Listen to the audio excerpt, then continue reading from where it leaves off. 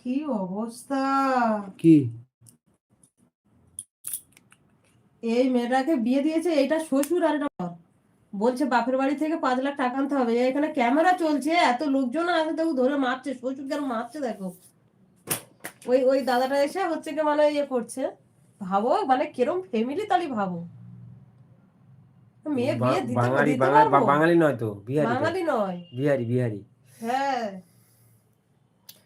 মাথা খারাপ এখনকার মেয়েদের বিয়ে। সত্যি মানে বিয়ের দেবে কি, মেয়ের বাবা মা এমনি ভয়েতে ছিটিয়ে আছে। দুটো বাড়িতে কাজ করে, সে টাকা পর্যন্ত এনে শ্বশুরকে এখনকার দিয়ে দেয়। মেয়েদের বিয়ে দেওয়া না দেওয়ার সময়, কারণ মেয়েদের বিয়ে দেওয়া মানে অত্যাচারিত হওয়া।